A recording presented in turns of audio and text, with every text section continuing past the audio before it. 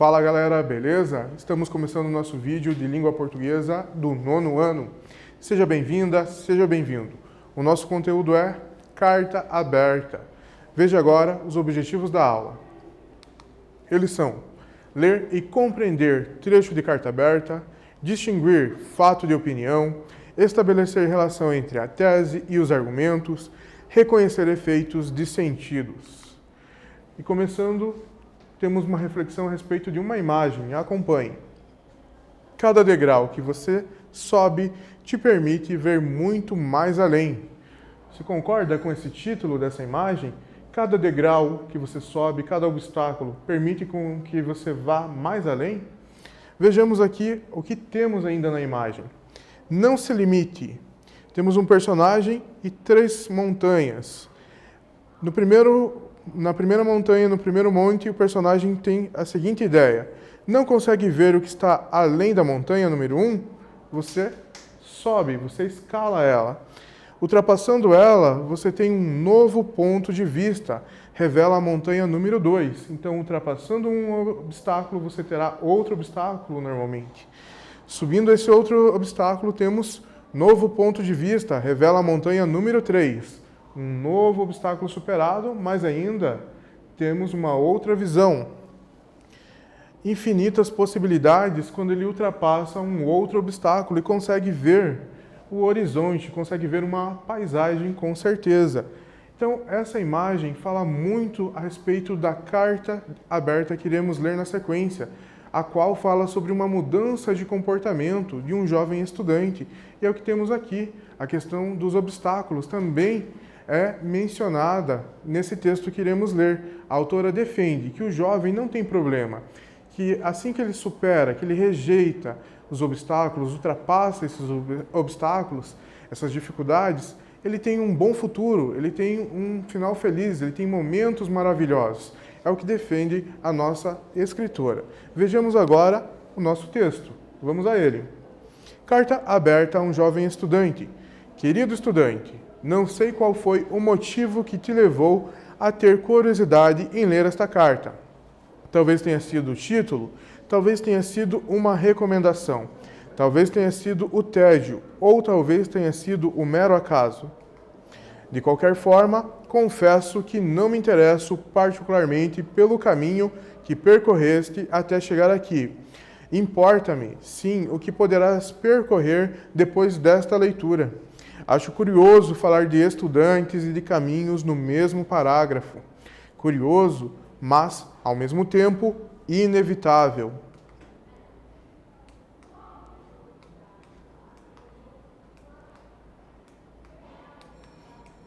Afinal, que outra palavra é capaz de descrever estudante melhor do que viajante? Espero que esta carta constitua um oásis revitalizante na tua jornada. Devo começar, sem dúvida, por te dar os parabéns. Aquilo a que estás sujeito diariamente é muitíssimo difícil de suportar. A matéria, os testes, os colegas, o clima à tua volta, o clima dentro de ti. Tenho certeza de que já te aconteceu por várias vezes chegar a casa esgotado ao fim do dia e perguntares-te a ti mesmo, consumido pelo desespero: por que é que eu não consigo lidar com isto? Qual é o meu problema? O que é que eu faço? Agora, pela primeira vez, obterás respostas às tuas perguntas. Por vezes, não consegue lidar com esta vida de estudante por um motivo simples, que te é completamente alheio. Tu não és apenas um estudante, és um jovem. Isto é um problema? Não, pelo contrário, é uma fase lindíssima e inesquecível da tua vida. O único problema é que há muitas coisas que se esquecem deste pequeno detalhe.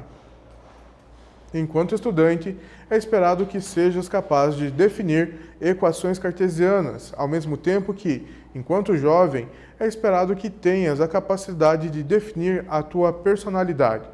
Enquanto estudante, é-te exigida uma análise demorada e cautelosa a excertos de Garret, de corações partidos. Enquanto jovem, tu próprio trazes dentro de ti, em algum momento, um coração partido que necessita de tempo e de cuidados. Enquanto estudante, vê-te obrigado a decorar como é o mundo, mas, enquanto jovem, só queres uma pequena oportunidade para poder olhar para ele e compreender como funciona, não só o mundo exterior, como também o mundo interior que tem vindo a florescer dentro de ti, de forma tão bonita e inexplicável. O teu problema é pura e simplesmente achares que tens um problema. Ultrapassado esse obstáculo e aceites os teus limites, serás capaz de ir muito mais além do que julgavas conseguir. Encerrando a leitura do fragmento, conseguimos perceber o ponto de vista, a conversa que a autora tenta estabelecer, argumentando a questão de obstáculos, dificuldades a serem superadas pelo jovem no seu dia a dia, como pessoa fora da escola e dentro da escola. Pensando juntos, na carta lida aparecem trechos em negrito. Com que objetivo, provavelmente, a autora utilizou esse recurso? Você percebeu? Temos ali alguns trechos, como aqui no último, que está em negrito, porque a autora utilizou esse recurso, o negrito. O objetivo dela é destacar, isso mesmo, chamar sua atenção para essas frases, esses trechos, em que ela julga ter uma informação mais importante, em que você deve ter mais atenção, que você deve prestar atenção e refletir sobre isso, que ela destacou. Seguindo, temos a nossa primeira atividade, temos um trecho nela. Não sei qual foi o motivo que te levou a ter curiosidade em ler esta carta. Importa-me, sim, o que poderás percorrer depois desta leitura. Tu não és apenas um estudante, és um jovem. A autora é uma jovem portuguesa. Que diferença é possível perceber quanto ao uso de pronomes e flexões verbais? Compare com o uso feito no Brasil. Use as palavras em destaque para elaborar sua resposta.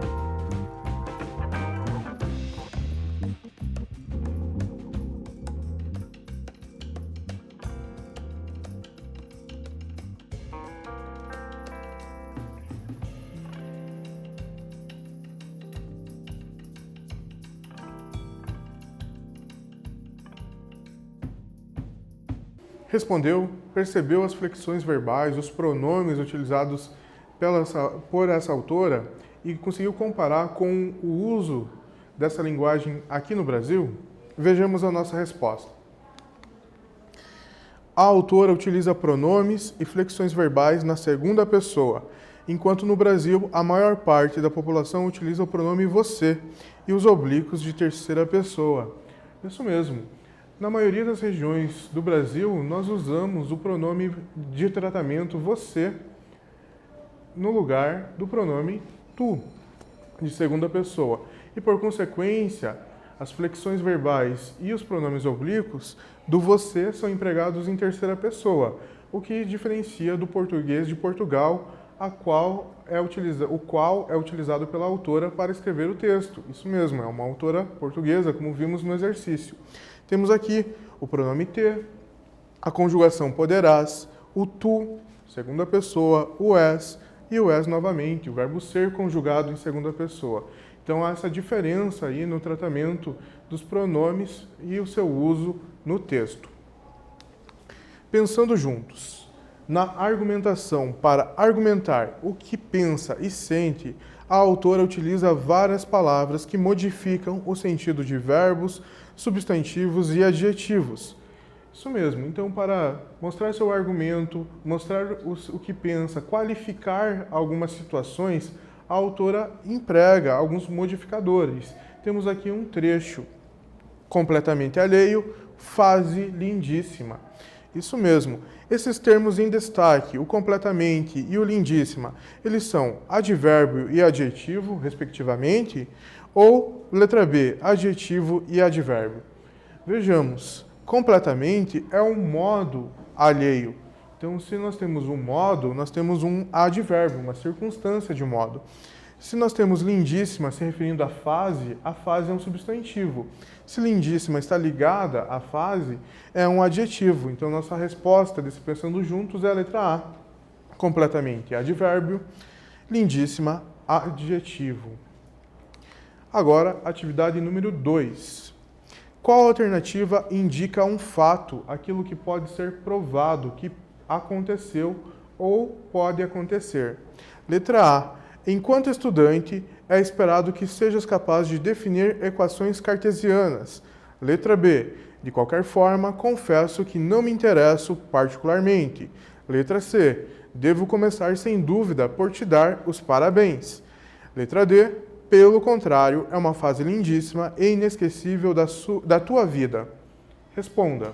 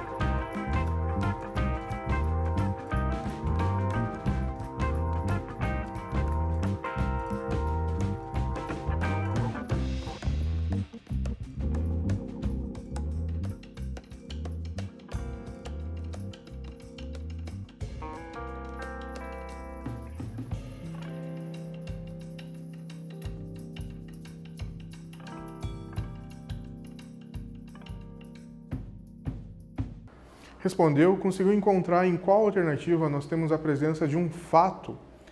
Qual é? Letra A, isso mesmo. Se você respondeu que o fato está na letra A, é a resposta correta. Enquanto estudante, é esperado que seja capaz de definir equações cartesianas. Isso é algo que acontece. Os estudantes realizam operações matemáticas no desenvolver do currículo escolar. Então, é um fato, algo que acontece. Por que letra B, C e D não são considerados fatos? Nós temos aqui o emprego da primeira pessoa. Por exemplo, o confesso, interesso, o devo começar. É uma fase lindíssima, inesquecível da tua vida. Nós temos o emprego de algo subjetivo. E se estamos falando de subjetividade, estamos falando de opinião. E opinião é tecida, é realizada sobre um fato, sobre um acontecimento. É o que a autora pensa a respeito da vida do jovem. Então, por isso não é fato, é uma opinião em cada alternativa que não marcamos como resposta. Atividade de número 3. Talvez tenha sido o título, talvez tenha sido uma recomendação, talvez tenha sido o tédio ou talvez tenha sido o mero acaso. A repetição do verbo talvez é intencional. Qual o efeito de sentido que essa repetição provoca? É uma figura de linguagem que a autora utiliza, a anáfora. Ela repete várias vezes o talvez. Com que objetivo?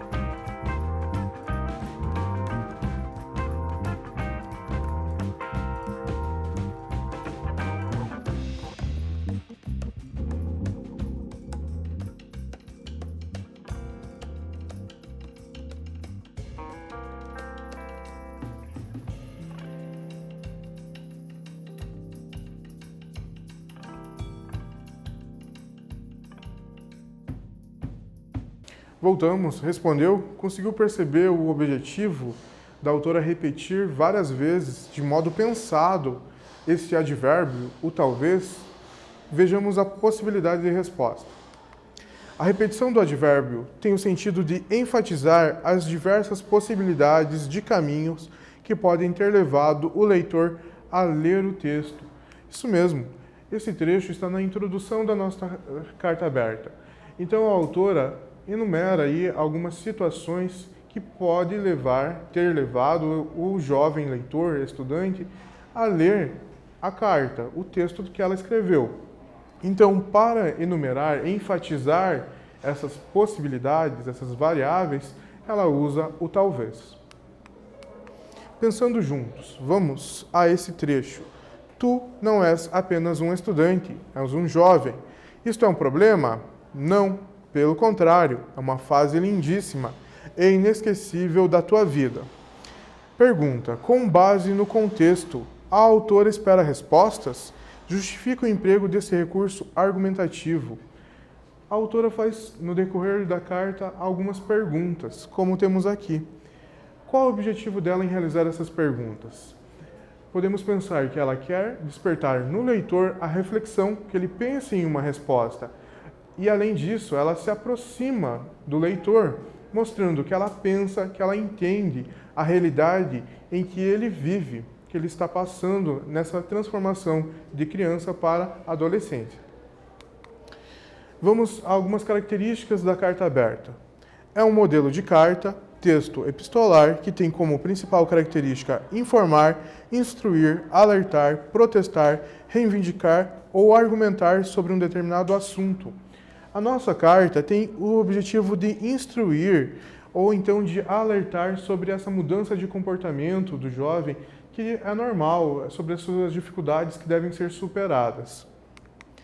Ainda temos aqui algumas características além. Intenção principal. A carta tem o objetivo de persuadir alguém a apoiar determinado ponto de vista. Isso mesmo, o autor escreve o texto com o objetivo de que o leitor pense como ele.